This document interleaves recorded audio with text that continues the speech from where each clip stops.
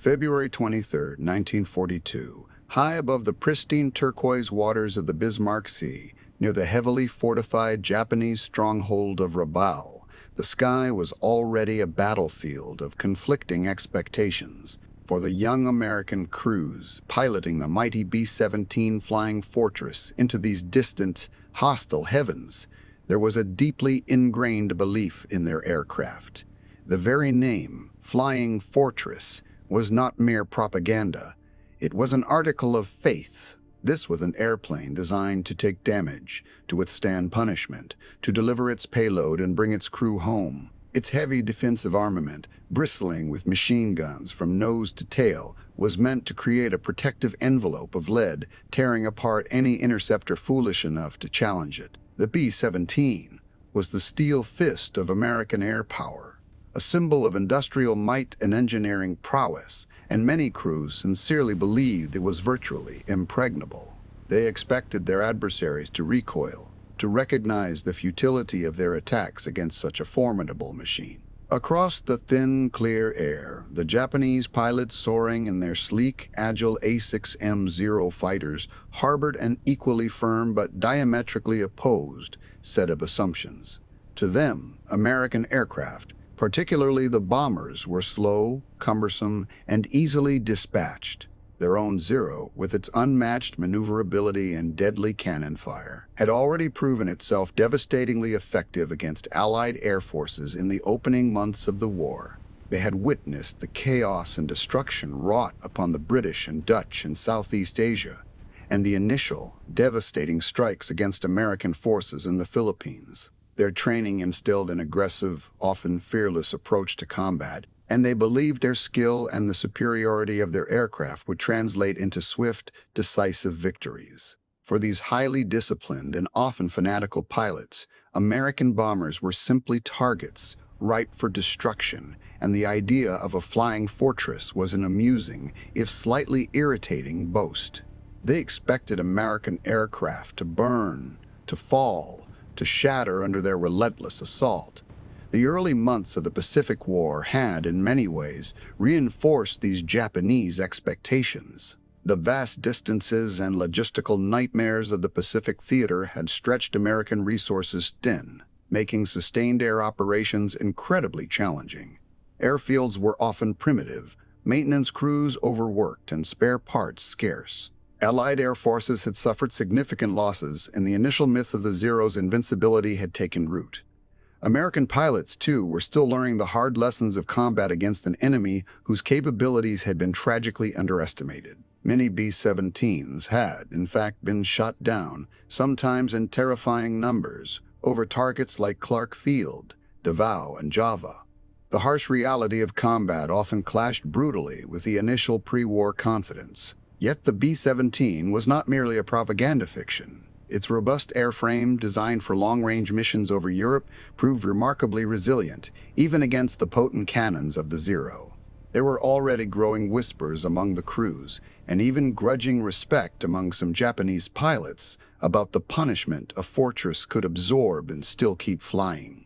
Tales began to circulate. B-17s returning to base riddled with hundreds of bullet holes, engines shot out, control surfaces shredded, yet stubbornly refusing to fall. These were not common occurrences, but they challenged the narrative on both sides, the American expectation of invincibility and the Japanese expectation of easy kills. The skies of the Pacific were a crucible, melting away preconceived notions and forging new, brutal realities. Every mission was a test, not just of skill and courage, but of the very machines themselves against the unforgiving laws of physics and the determination of their human operators. It was a space where the myth of the impregnable fortress met the reality of the swift, deadly interceptor. A place where the fragility of life and machine was constantly bare, but also where extraordinary defiance could, on rare occasions, reshape the perceptions of an entire war. It was into this contested, brutal environment, where expectations were as volatile as the weather, that a particular B-17 would soon embark on a journey that would defy every expectation on both sides, making its own indelible mark upon the fragile skies. The dawn of the 1930s had been a crucible for aeronautical innovation, a period where designers dared to dream beyond the biplane and envision an age of metal behemoths that could span continents.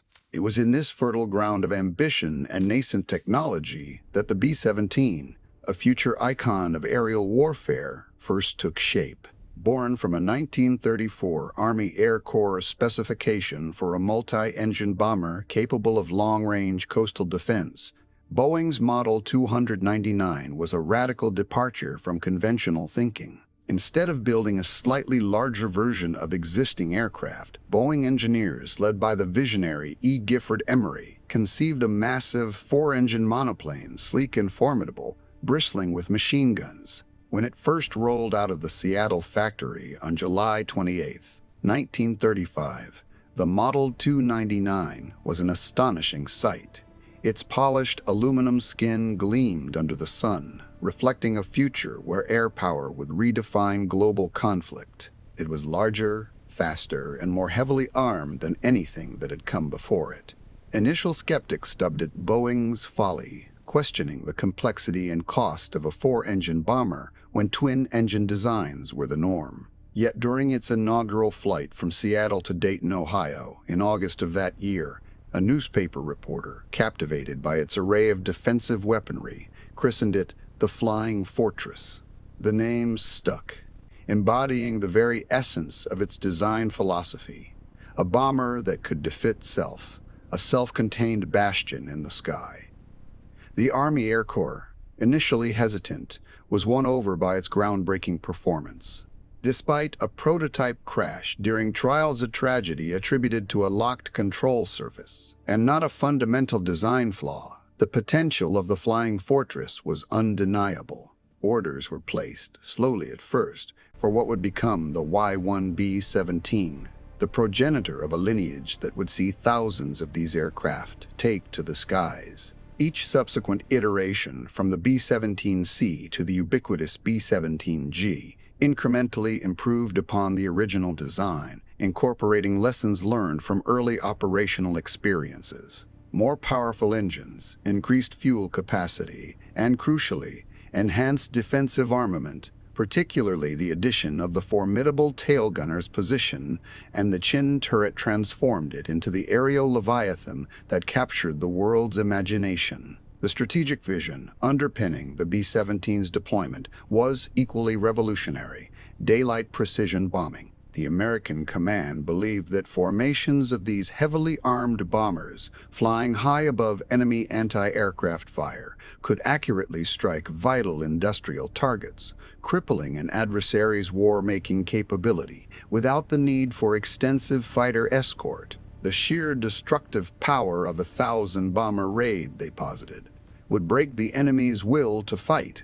This doctrine, often summarized by the defiant assertion, "The bomber will always get through," placed immense faith in the B-17's robust construction and formidable defensive capabilities. Its characteristic silhouette, the distinctive four engines, the tall fin, the elongated fuselage, became a symbol of Allied air power, particularly in the European theater. American aircrews, predominantly young men barely out of their teens, formed deep bonds with these machines, often giving them whimsical or defiant names painted proudly on their noses. Memphis Belle, Ye Old Pub, My Gol Sal. For them, the B-17 was more than just an aircraft.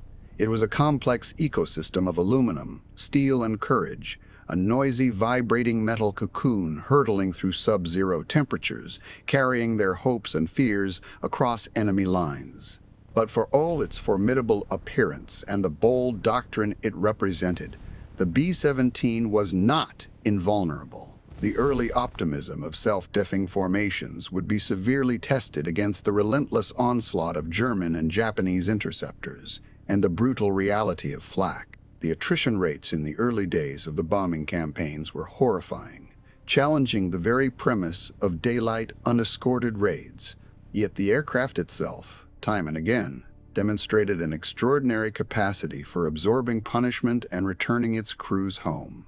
Often riddled with holes, engines dead, and control surfaces barely responding, its leathery toughness, its sheer refusal to succumb to damage that would cripple lesser planes, began to forge a reputation not just for the machine, but for the unwavering resolve of the men who flew them. It was this reputation, born from countless harrowing missions, that would soon set the stage for a particular B-17 to face a challenge that would elevate its own story and the leg of the Flying Fortress to an entirely new echelon of defiance in the vast, unforgiving expanse of the Pacific skies. This inherent resilience, a fusion of robust engineering and human tenacity, became the defining legacy of the B-17. It wasn't merely a transport for bombs. It became a symbol of a relentless push for victory, often achieved through sheer, unyielding will. The image of a battered flying fortress, smoking and fragmented, yet still holding its course, still defiantly carrying its crew towards safety, etched itself into the collective consciousness of both the Allies and their enemies. For the Japanese gunners who would soon encounter such a spectacle, this B-17 was not just another target. It was an anomaly, a breach in the natural order of aerial combat, defying the very laws of physics and destruction they understood. Their astonishment, their disbelief as rounds tore through aluminum and engines sputtered, yet the behemoth stubbornly refused to fall, spoke volumes. It was a testament to the B-17's structural integrity, yes, but more profoundly, it was a testament to the unshakable determination of the young men inside, fighting for every inch of altitude, every degree of heading, every breath of life.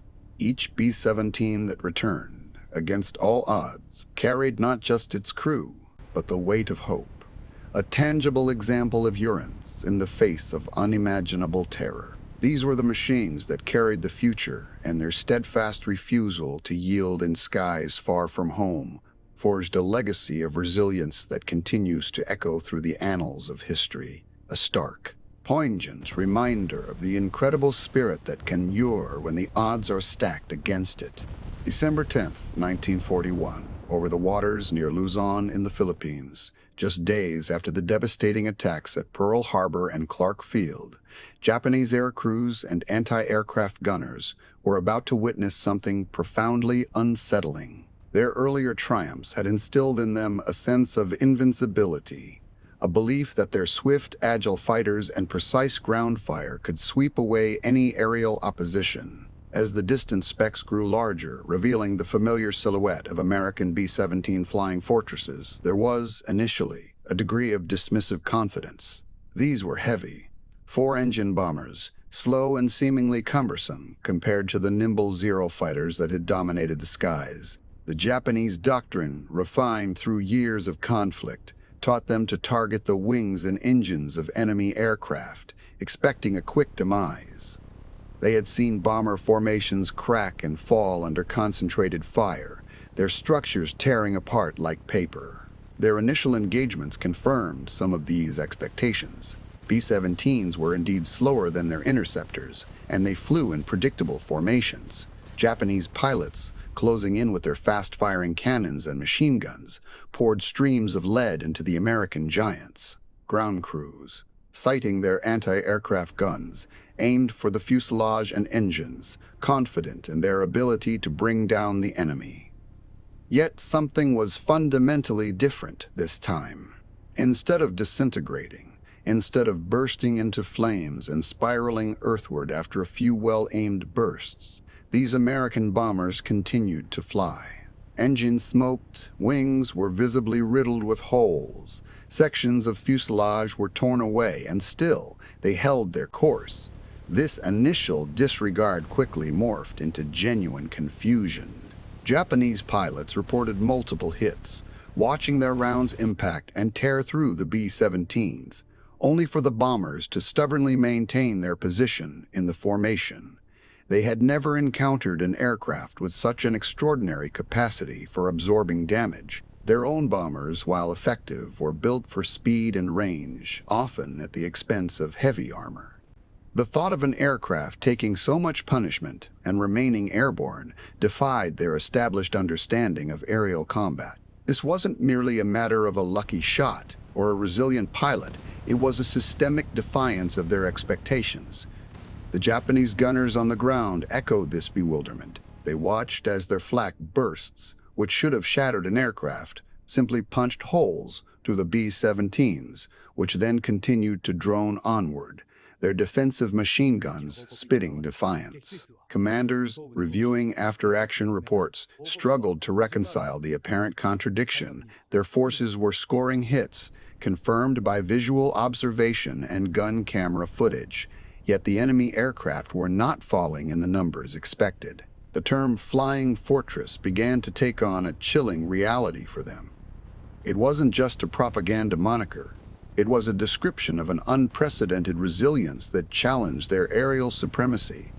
This confusion deepened with each encounter. Japanese pilots, accustomed to seeing enemy planes break formation and flee or explode spectacularly, found themselves frustrated by the B-17's steadfastness. They would exp their ammunition, deliver what they considered fatal blows, only for the B-17 to limp away, often returning to base, sometimes even completing its bombing run. This refusal to yield had a psychological impact, subtly eroding the perception of an easy victory.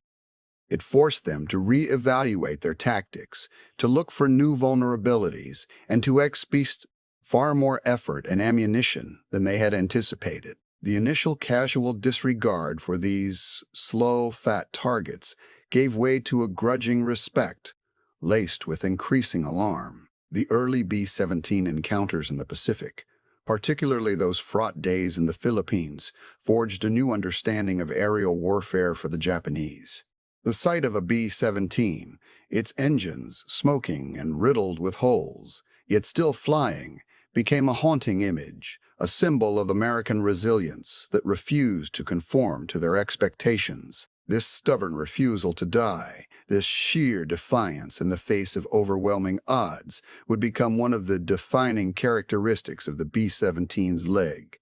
It wasn't just about the payload it carried or the damage it inflicted. It was about the indomitable spirit. It embodied a spirit that first bewildered, then frustrated, and ultimately earned the reluctant respect of its adversaries. These initial encounters, born of disregard and quickly turning to confusion, laid the foundation for the B-17's enduring legacy, a testament to its incredible design and the unyielding courage of its crews, who against all odds kept flying, challenging not only the enemy, but the very limits of what was thought possible in the skies of war. Indeed, those limits were tested and often shattered, as the B-17 Flying Fortress demonstrated an astonishing capacity for absorbing punishment that defied conventional understanding of aerial combat. German and Japanese aircrews, accustomed to the swift demise of aircraft after even moderate damage, were bewildered by B-17s that continued their course, often still spitting fire, with entire sections of their airframes shot away. Tails became leg, a B-17 returning to base with its tail assembly shredded, held together by mere strips of metal. Another with an engine entirely gone, its propeller feathered yet stubbornly maintaining formation. Wings riddled with hundreds of holes, fuselages resembling Swiss cheese, control surfaces barely responding. These were not rare occurrences, but common sights that cemented the B-17's reputation as the flying fortress in the most visceral sense. The secret lay not just in its sturdy construction, but in a philosophy of distributed systems and redundancy. Its 4 engines, rather than 2, meant that losing 1 or even 2 would not necessarily cripple the aircraft. Its fuel tanks were designed with a measure of self-sealing capability, and critical control cables were often routed through multiple paths, increasing the chance that at least one set would survive a direct hit. The robust, all-metal airframe, initially designed for durability, proved its worth repeatedly under fire, allowing the aircraft to maintain structural integrity even when sustaining damage that would have brought down lighter, less resilient bombers. It was a machine built to endure, a testament to American industrial might and engineering foresight. But the machine alone was not the whole story. The sheer audacity and determination of the crews who flew them were equally, if not more, instrumental in the B-17's legendary resilience. Faced with torrents of flak and relentless fighter attacks, these young men, often barely out of their teens, refused to abandon their missions or their crippled aircraft. They battled against the elements, against the enemy, and against the very forces of physics, coaxing their mangled fortresses back through miles of hostile airspace.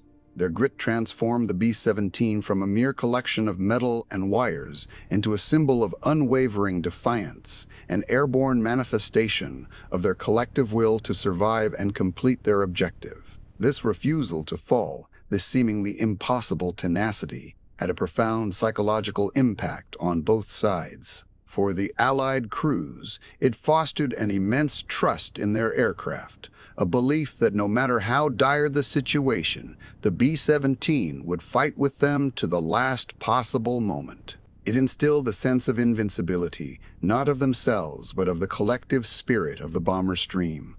For the enemy, particularly the Luftwaffe, it became a source of deep frustration. German fighter pilots recounted stories of emptying their ammunition into B-17s, watching smoke trail and pieces fly off, only for the bomber to stubbornly hold its course, or worse, return fire. They called them steel coffins and pigs for their stubbornness. But beneath the epithets lay a grudging respect for their durability. The sight of a B-17 limping home with gaping holes and feathered props was a stark reminder of the immense challenge they faced. This phenomenon was not isolated to a few heroic incidents. It was a systemic characteristic that shaped the air war. Photos from returning airbases often show ground crews staring in disbelief at the sheer volume of damage sustained by the aircraft they were tasked with repairing. Engains torn from their mounts, sections of wings and fuselages missing, entire bombardier compartments blown open, yet somehow the aircraft had flown, often for hundreds of miles, delivering its crew safely back to friendly territory. These were not just aircraft. They were lifelines, carrying the hopes and fears of 10 men, their home in the hostile skies. The B-17, in its unyielding defiance, taught a crucial lesson that resilience is not merely about resisting damage, but about persisting despite it. It showed that careful engineering, combined with incredible human courage, could redefine the boundaries of what was survivable. It became more than just a bomber. It became a symbol of endurance, a testament to the fact that even when the odds seemed insurmountable and the machine itself was tearing apart, the will to carry on could often prevail. In the annals of aviation, the B-17 Flying Fortress holds a unique place, not just for the bombs it delivered or the strategic impact it had, but for the spirit it embodied. It was a machine that absorbed the fury of war and mirrored the indomitable spirit of the men who flew it.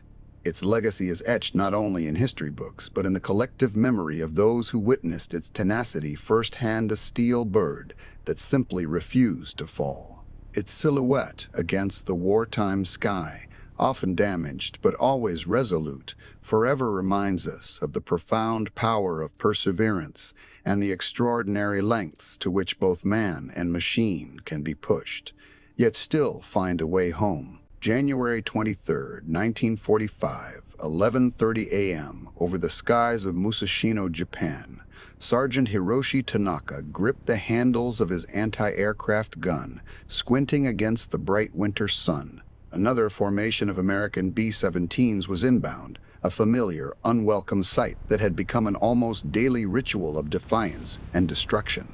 He'd seen countless of these silver behemoths, and most, if not all, eventually succumbed to the concentrated fury of their flak batteries and fighter intercepts. But on this morning, one particular Flying Fortress, trailing smoke from an engine and with its tail empennage visibly mangled, behaved differently. Tanaka and his crew fired relentlessly, shells bursting in angry black puffs around the bomber. They saw direct hits, explosions on its wing, shrapnel tearing into its fuselage. Any other aircraft they knew would have spiraled earthward by now, a fiery meteor destined for a final catastrophic impact. Yet, this B-17 stubbornly held its course. It seemed to shudder, to falter. But then, with a will of its own, it would straighten. Its remaining engines roaring a defiant chorus. A strange silence began to fall over Tanaka's battery, punctuated only by the rhythmic firing of their own guns. The usual shouts of encouragement and taunts were replaced by hushed exclamations of disbelief. They watched, spellbound, as this crippled machine absorbed their best efforts, refusing to yield, refusing to die. There was a dawning realization among the Japanese gunners. This was no ordinary bomber. It was a ghost, a monster, an unkillable thing that flew in the face of all logic and physics. Their awe was a chilling mix of terror and grudging respect for the sheer tenacity of their enemy. High above, within the frigid, vibrating shell of a neighboring B-17, Staff Sergeant Frank Miller watched the same harrowing spectacle unfold. His own bomber, City of Lincoln, was taking hits. The air inside thick with the smell of ozone and cordite, but his gaze was fixed on Misbehavin', the B-17 in question. He saw the direct hits, the missing sections of rudder, the gaping holes in its wings. He saw the fighter planes dive in, riddling it with bullets, and he saw it rock violently, seemingly on the verge of disintegration. Each new impact sent a jolt of ice through Miller's stomach. He knew the men inside, shared cigarettes with them during ground time, laughed with them at briefings. Every time Miss Bavin took another blow, it was as if his own plane, his own crew was being struck. Yet despite the overwhelming damage, Miss Bavin continued to fly. It wasn't perfect. Its trajectory was wobbly, but it stayed in formation, refusing to be cast out. Miller saw gunners in its waist section still firing, even as their own compartment seemed to be breathing smoke. He saw flashes of light from its nose turret, a final act of defiance. A silent, shared understanding passed between the crews of the surviving bombers. They were witnessing something beyond courage, beyond engineering. It was a raw, visceral will to survive, personified in a metal shell. The fear that gripped them was immense, but it was quickly overshadowed by a profound, almost spiritual awe for the machine and the men who flew it. They weren't just watching a plane. They were watching a testament, a symbol of everything they were fighting for, clinging to life with an unbreakable grip. The legacy of these moments, etched into the memories of both Fry and foe, tranced the mechanical marvel of the B-17. It speaks to the profound, almost primal shock and awe that arises when the limits of human and mechanical endurance are pushed to their absolute breaking point, and then beyond. For the Japanese gunners, it was a chilling glimpse into the unyielding spirit of an enemy that simply refused to be defeated, a testament to a resolve they might have underestimated. For the American airmen, it became an indelible symbol of hope and perseverance, a story whispered in hushed tones, solidifying the belief that even in the face of utter devastation, there was always a chance to find a way home. The image of that battered, defiant flying fortress refusing to fall remains a poignant reminder that even amidst the horror of war, extraordinary acts of tenacity can emerge, leaving an enduring mark on the collective human consciousness, forever altering perceptions of courage and survival. April 18, 1943, in a dimly lit command bunker on Rabaul, the exasperated voice of Colonel Kiyoshi Itagaki cut through the stale air as he reviewed damage reports. The Allied bombers, specifically the American B-17 flying fortresses, were becoming an increasing source of frustration, not just for their destructive power, but for their uncanny ability to absorb punishment and return home. Reports from fighter pilots and anti-aircraft gunners consistently painted a perplexing picture: shells impacting, wings smoking, engines sputtering, yet the colossal planes refused to plummet. It was an anomaly that defied logic, a defiance that began to chip away at the morale of even the most hardened Japanese defers.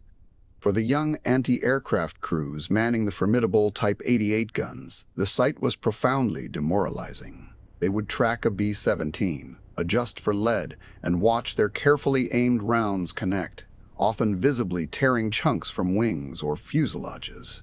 They saw the telltale smoke, the sudden lurches, the signs that any other aircraft would have succumbed to. But the flying fortress, battered and bleeding, would hold its course, a defiant titan refusing to acknowledge its wounds. The sheer expenditure of ammunition on these seemingly impervious targets felt like an exercise in futility, a draining of resources and spirit with little tangible reward. The once confident shouts of "hit" slowly gave way to bewildered murmurs, then to a silence born of growing dread. What kind of machine was this that could ure such savagery and still fly on? The B-17's leggy robustness wasn't just a testament to American engineering. It was a potent weapon in the unseen war of psychology. Allied command understood the value of propaganda, and while the B-17's resilience wasn't initially designed for psychological warfare, its effect was profound and quickly recognized. Stories of damaged fortresses limping home, sometimes with half a tail shot away, or multiple engines dead, circulated among Allied air crews, reinforcing their own belief in their aircraft and their mission. But crucially, these stories, often exaggerated through the fog of war, began to leak into enemy intelligence channels and filter down to the front lines. Japanese pilots, after dogfights with formations of B-17s, returned to base not just with tales of fierce defensive fire, but of bombers that simply would not die. They described seeing bursts of cannon fire engulf a B-17, only for it to emerge from the smoke, still flying, still spitting lead from its numerous machine guns. This wasn't merely about numerical superiority or pilot skill. It spoke to an inherent, almost mystical urence that began to sow seeds of doubt. If these colossal machines could absorb such punishment, what hope was there of truly stopping the relentless aerial onslaught? The psychological toll was immense, fostering a sense of helplessness against an enemy seemingly immune to conventional destruction. The very name, Flying Fortress, which might have seemed a marketing flourish in peacetime, became a chilling reality for those on the receiving. It represented not just a fortress of metal, but a fortress of will, of unyielding forward momentum. Japanese high command began to see the B-17 not just as a bombing platform, but as a symbol of an industrial power that could create such resilient instruments of war and an adversary that possessed an almost superhuman tenacity. It hinted at a deep well of resources and an indomitable spirit that would prove increasingly difficult to overcome. This psychological pressure subtly, yet persistently, eroded combat effectiveness. Gunners might hesitate, their confidence shaken. Pilots might be less aggressive, subconsciously thinking their efforts were in vain. The sheer mental drain of confronting an enemy that refused to fall, that seemed to mock their best efforts, was a corrosive force. It contributed to a broader sense of inevitable defeat, feeding into the narratives of American invincibility that were anathema to Japanese Bushido. The B-17, therefore, transcended its role as a mere bomber. It became a living leg, a tangible manifestation of Allied resolve, and a harbinger of doom for the enemy. Its refusal to fall was more than just a testament to its robust design. It was a defiant roar in the face of overwhelming odds, echoing through the minds of free and foe alike. For the Allies, it was hope embodied in aluminum and steel. For the Japanese, it was a constant, frustrating reminder of a battle that seemed unwinnable, a relentless and unforgiving advance from an enemy who simply refused to yield. The enduring legacy of the B-17 is thus multifaceted. It stands as a monument to engineering ingenuity, to the courage of the air crews who flew them into the jaws of hell, and to the profound psychological impact a single machine, through its sheer tenacity, can wield in the vast theater of war. The stories of these unfallable fortresses continue to resonate, reminding us that in the brutal calculus of conflict, the battle for the mind can be as decisive as the battle for territory. The image of a crippled bomber defiantly holding the sky underscores a fundamental truth that even when broken, the will to Yuri can be an unconquerable force, forever altering the perception of what is truly possible or impossible. In the crucible of human conflict, August 15, 1945, on VJ Day, from the shattered landscapes of Europe to the distant shores of Japan, the B-17 flying fortress had already carved its indelible mark into the annals of history, its legs solidified not merely by victory, but by an almost mythical defiance in the face of overwhelming odds. It was a machine that had, through its very existence and its impossible survival stories, reshaped perceptions of aerial combat, of human endurance, and of the nature of modern war itself. Its legacy is one inextricably linked to resilience, innovation, and a fundamental shift in the doctrine of armed conflict. The B-17 stands as an enduring symbol of resilience, not just for its physical toughness, but for the unwavering spirit it represented. The image of those heavily damaged fortresses, riddled with flak and bullet holes, yet stubbornly refusing to fall, became a beacon of hope and a potent psychological weapon. It projected an image of Allied industrial might and fighting resolve that demoralized adversaries and inspired those on the home front and in other combat theaters. These unfallable machines embodied the grim determination of the crews who flew them, often through unspeakable aerial hell, demonstrating a collective will to year that transcend the mechanical limits of the aircraft. Their very existence was a testament to the human capacity for courage under fire, a promise that even when pushed to the brink of destruction, the mission would be completed, and they would strive to bring their crews home. This tenacity etched the B-17 into the public consciousness as more than just a bomber. It became a metaphor for the Allied war effort itself, battered but never truly broken. Beyond resilience, the B-17 was a marvel of innovation for its time, laying much of the groundwork for subsequent generations of heavy bombers. Its design, initially conceived as a bomber with fighter-light defensive capabilities, was revolutionary. With its heavy armament of multiple 50-caliber machine guns positioned strategically around the fuselage, it truly earned the moniker Flying Fortress, presenting a formidable defensive posture from nearly every angle. The integration of turbo-supercharged engines allowed it to operate at altitudes previously challenging for bombers, while features like self-sealing fuel tanks and redundant control systems increased its survivability. This innovative engineering philosophy, prioritizing robustness and crew protection alongside bombing capability, directly influenced the design of subsequent aircraft, including the B-29 Superfortress, and set a new standard for aircraft manufacturing and strategic planning. It was an industrial triumph, a testament to American ingenuity and production capacity, churning out thousands of complex machines that performed under the most grueling conditions imaginable. Most profoundly, the B-17 was instrumental in shifting the very nature of warfare. It was the spearhead of the Allied strategic bombing campaigns over Europe and the Pacific, validating the controversial doctrine that industrial capacity and morale could be crippled from the air. The fortresses, flying in massive formations known as bomber streams and combat boxes, engaged in precision daylight bombing, a strategy that demanded formidable defensive capabilities to survive the German Luftwaffe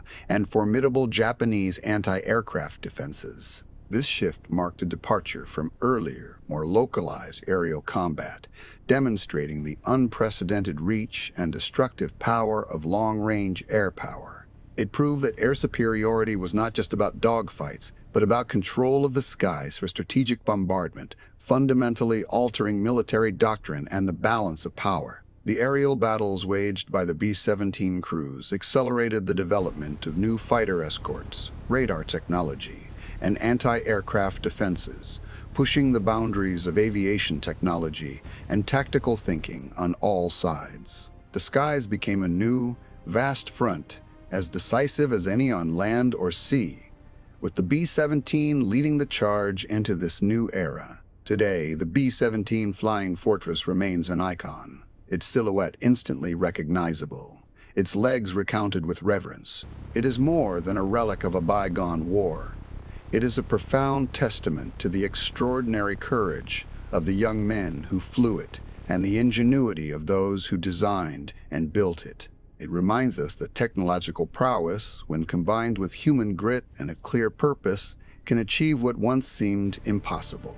The Unfallable Fortress didn't just carry bombs, it carried the hopes of nations, the weight of a generation, and the unwavering belief that tyranny could be defeated. Its enduring presence in our collective memory serves as a powerful reminder of the costs of conflict, the sacrifices made, and the incredible, often defiant, spirit of resilience that defines humanity in its darkest hours. The skies may be silent now, but the contrails of those valiant fortresses still streak across our historical consciousness, a silent, poignant whisper of a time when courage soared on wings of metal, refusing to fall, forever altering the perception of what is truly possible or impossible in the crucible of human conflict.